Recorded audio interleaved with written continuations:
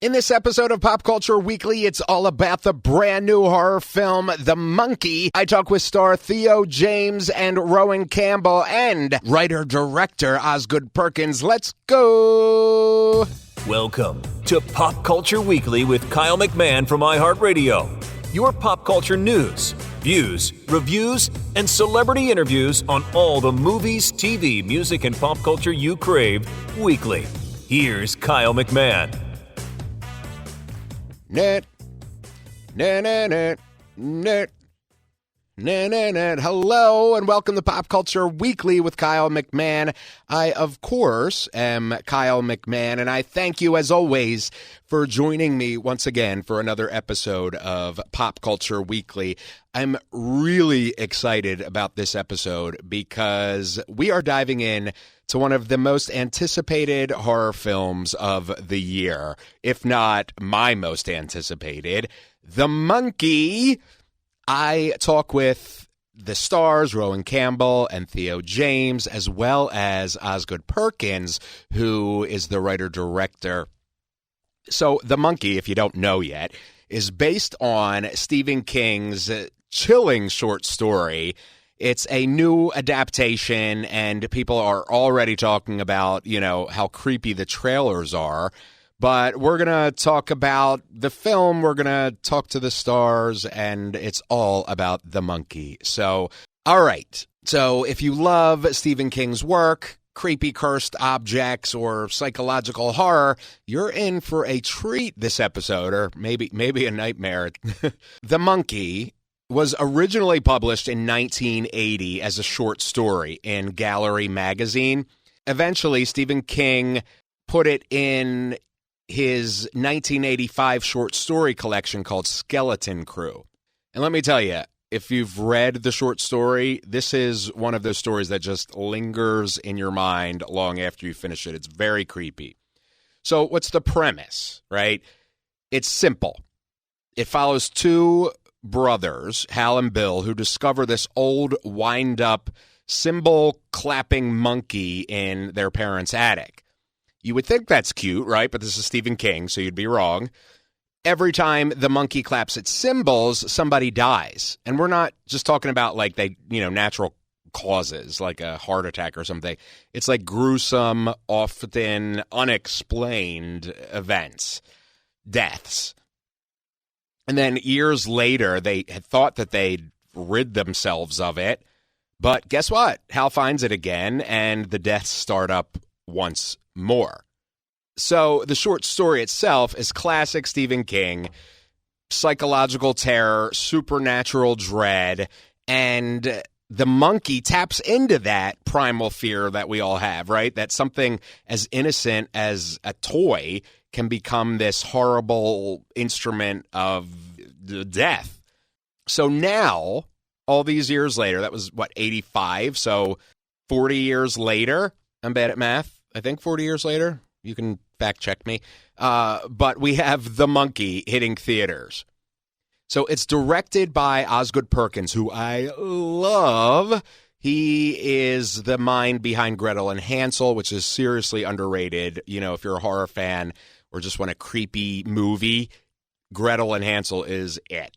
And he also is behind I Am the Pretty Things That Lives in the House, which is a Netflix original horror, really great.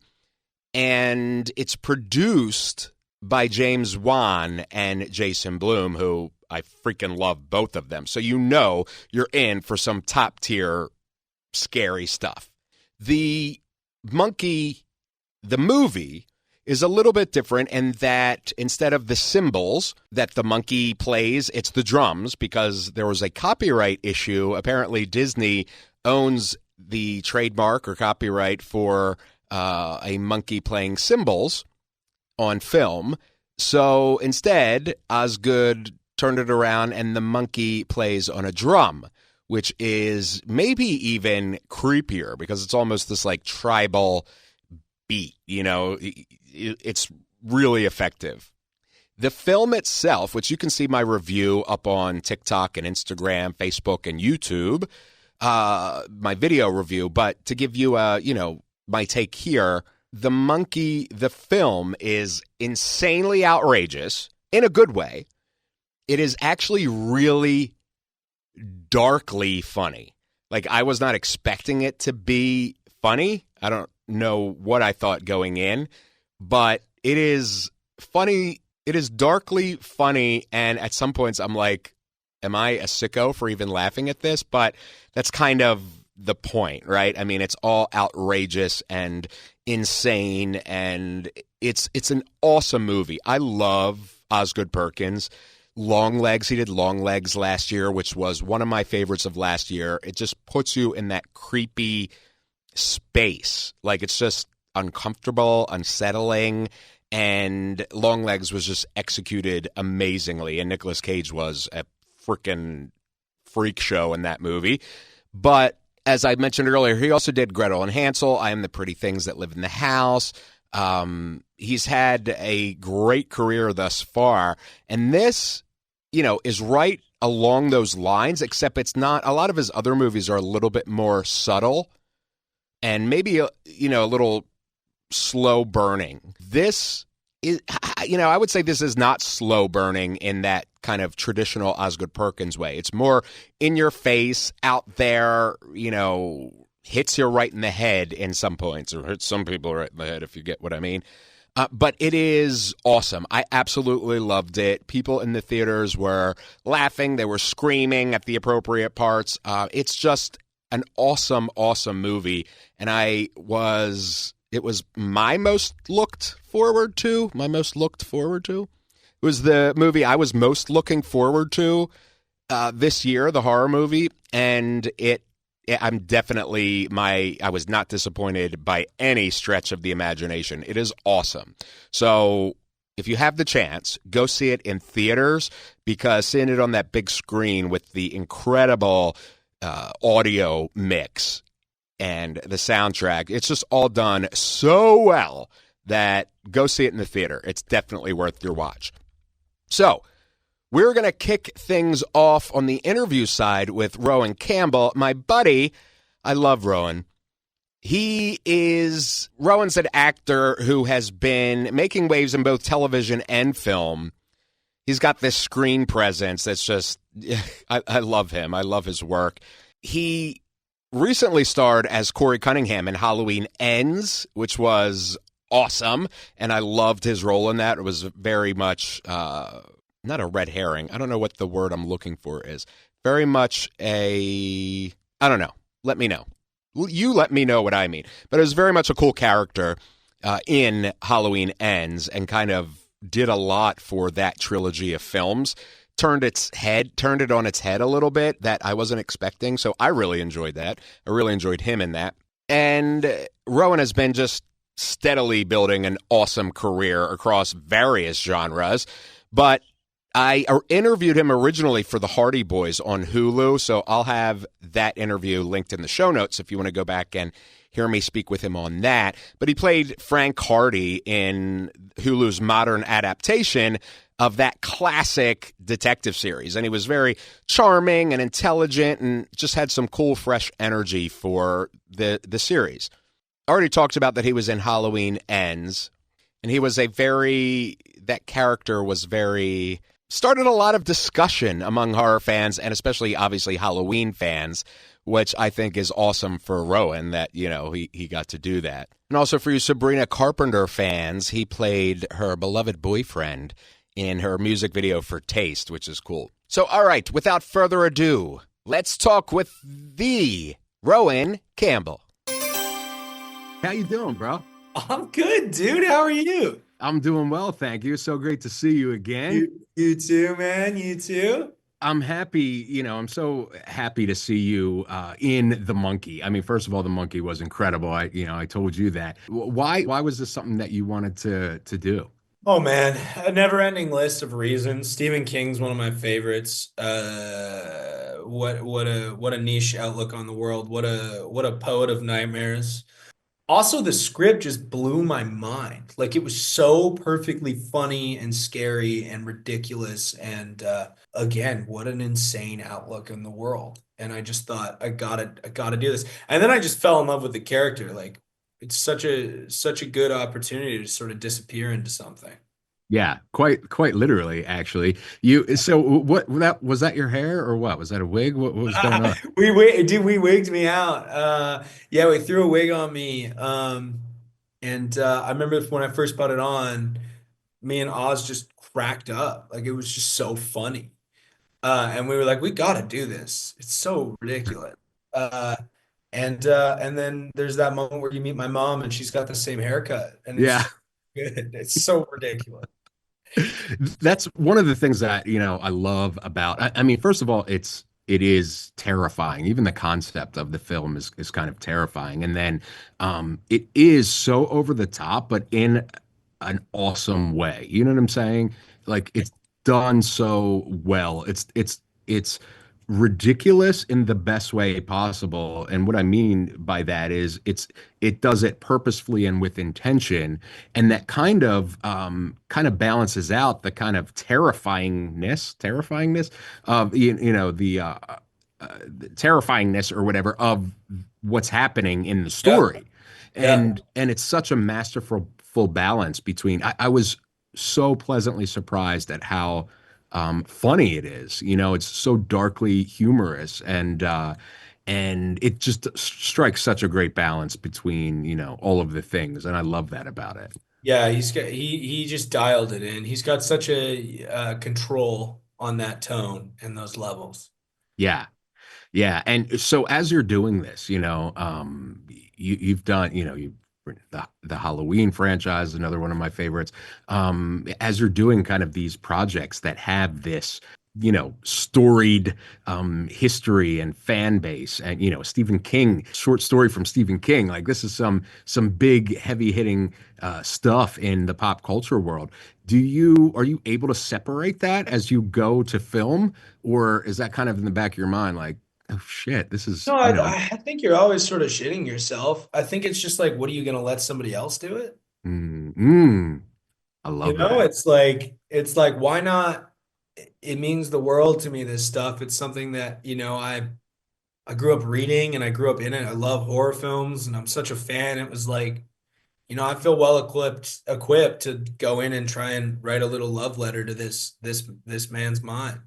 And that's how this movie feels to me. It's like I just like as I was prepping the character, I was like, I just want to make Stephen King see his nightmares in front of him in that humor that he's got. That's so dope. I think I'm the type of person that I'd be like, oh my God, like I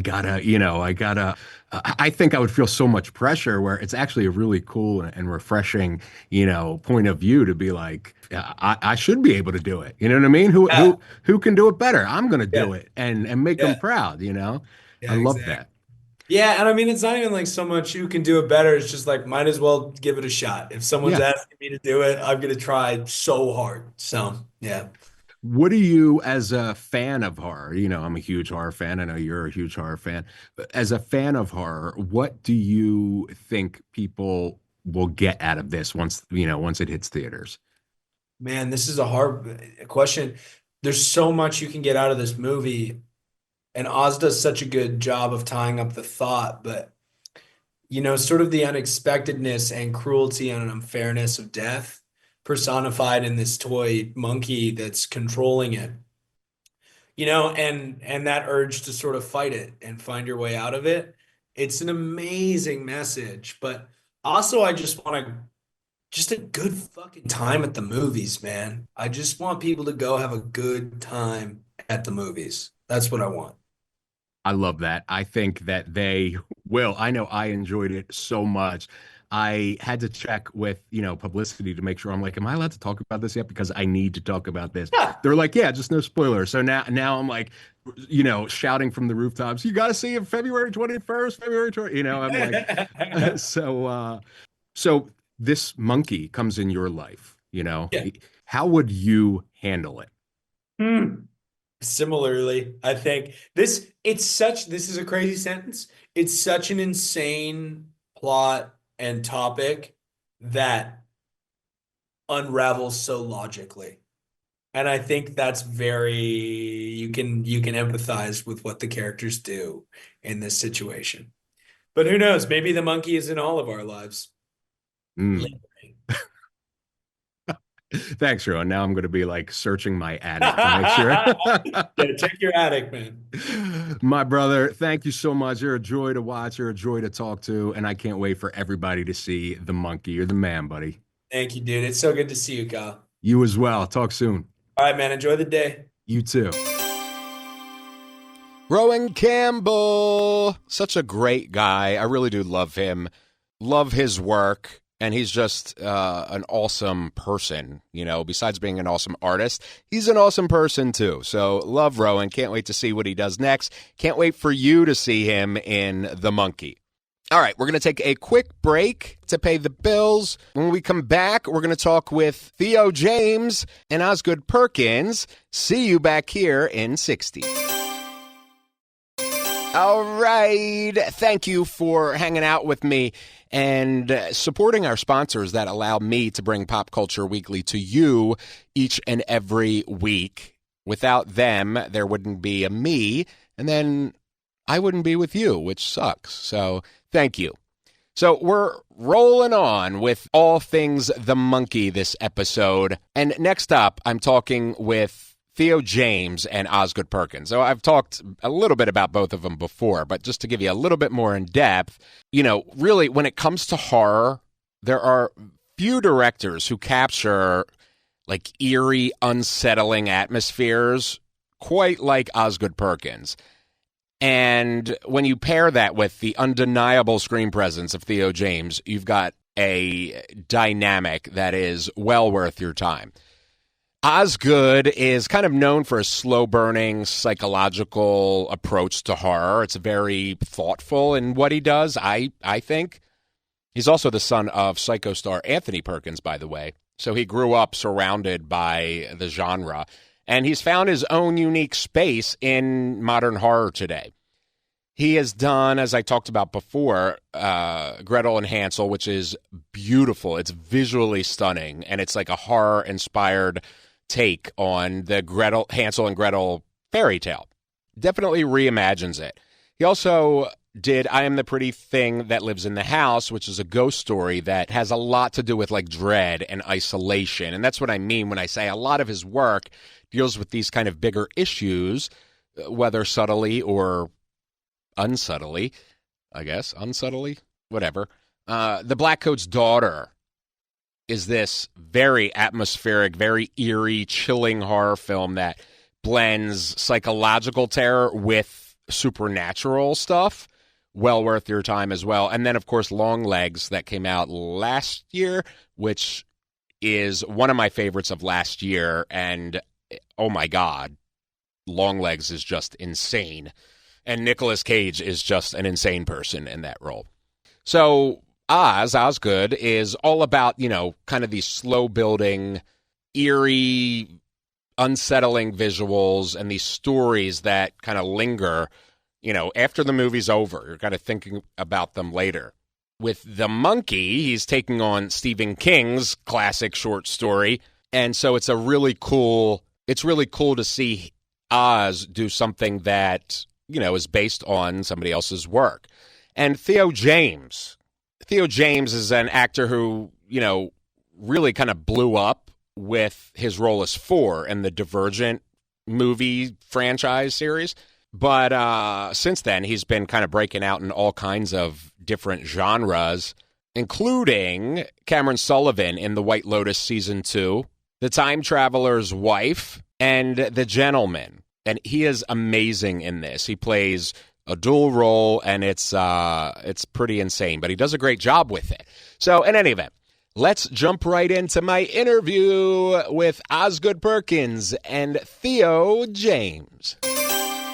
Thank you both so much for joining me. I really appreciate it. Hey, man. Pleasure. First of all, I love The Monkey. I had to ask publicity earlier. I was like, am I allowed to talk about it yet? And they were like, yeah, just no spoilers. So I've been like dying for everybody to see it because it's just so great. So congratulations to both of you on that. Oz, why did you end up choosing this project as your next project? The project chose me, right? It was an assignment, you know, and that makes it sound like homework, and it was really the opposite, right? It's this unbelievable golden ticket opportunity to work off of the great author to sort of play in his sandbox and all that he's brought to the genre and to the world, and to just to entertainment in general, right? Stephen King has created so much viable, everlasting entertainment, whether it's horror stuff or it's Shawshank Redemption, like everything in between, right? Like, this is the guy. So to be able to sort of snuggle up to a master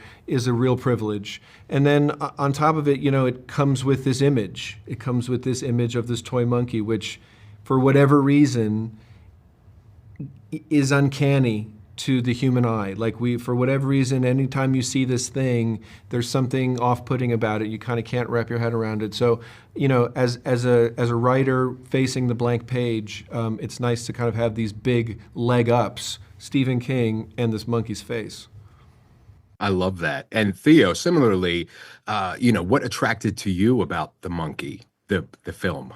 Well, Oz, I was very attracted to that monkey, I tell you. I mean, Oz Boy here, I was a fan of his. I'd seen his work. We had worked together a little bit developing something in the past. I knew how good a writer and a director he was, and then that, coupled with a piece of iconic IP, iconic literature from Stephen King, and then the chance to play two very different characters in a horror comedy, and beneath it, there's some real meat to it. There's a real sadness, a melancholy about fathers and sons, and intergenerational trauma. As pretentious as it sounds to say that, but it's true. So as an actor, you had the fun of it on the page, but you also had some meat beneath it to gobble up. I've got to say that as you were doing the narration, I was thinking in the theater, and I'm like, it's a cross between like a 1940s radio announcer and like a sex line operator. And I was like, it's that sweet spot. It's just that really, it's like a really fine line. Exactly. I was oddly horrified and intrigued all at the same time. So congratulations on that. And for you, Theo, when you're doing these kind of dual roles, and similarly, I'll ask you, Oz, but how do you approach that as an actor? It's got to be difficult, in my opinion, to kind of, you're playing two very different people in the same film. How do you approach that? Well, I think from the get-go, Oz and I didn't want to just rely on mannerisms or specific kinks or something, little tics that maybe the characters have, because we thought that might cheapen it in a way. We wanted to make it simple, but make them, incredibly different. You feel as an actor, when you read a script, if you can play it or not. When I was in my youth, I would pretend that I could play anything, but in reality now I'm a bit older. You know the stuff you can play, and you know the stuff that you can't. And so you feel connected, and you understand bits of the character, and you empathize with bits of the character. Beyond that, you find little anchors. For example, in costume design, we were talking with a costume designer with Oz, and we were talking about the jacket. It seems like a small thing, but Oz was very keen on him having, originally it was going to be kind of a rain jacket. It didn't quite work for camera, but then what he said was an anchor for me. He wanted Hal to have a kind of shell, like a very thin shell, like a snail, that he always needed something to protect him from the dangers of the outside world. And that is an interesting anchor as an actor, which you can build from. And then with Bill, his brother, it was realizing that he was just a little scared boy, and that made me feel for him and kind of understand him. So you look for those little pointers to kind of drill into. I love that. Thank you both so much. That's my time. I can't wait for everybody to see The Monkey. It is so enjoyable. Thank you. Thank you. Osgood Perkins and Theo James. I've got to say, I mean, you heard me say, I'm not normally like this, but Theo James, when I literally was listening to his kind of narration in The Monkey, it's like this weird mix between like this radio announcer from like the 40s or 50s or something and like a sex line operator. And I was oddly into it and horrified all at the same time. Weird. Now I have confusing feelings. Thank you, Theo. In any event, great actor, great director-writer with Osgood. I love The Monkey so much, and I think you will too if you're any kind of fan of horror or psychological drama or even, comedy. It would be a very, very dark comedy, but it is just an awesome horror movie. I will give you a little warning that it goes there, so, don't expect a lot to be left to your imagination. There's gore. And so if you're not into that, just be prepared to close your eyes a few times. I had to for a couple of parts that I was like, oh, my God. But it's great. The Monkey is awesome. It is out in theaters now, and I hope that you go and see The Monkey in theaters. What do you think? Let me know if you see it. I want to talk about it. You can see my review up on TikTok, YouTube, Instagram, Facebook, all of the things. Let's discuss The Monkey. All right. I love you. See you next episode. We out. Thank you for listening to Pop Culture Weekly.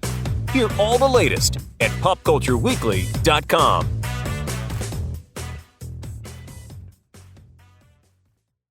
The monkey is here. It's causing me fear. The monkey, he looks. The monkey, he watches me. The monkey is a scary one. Just don't let him beat his drum.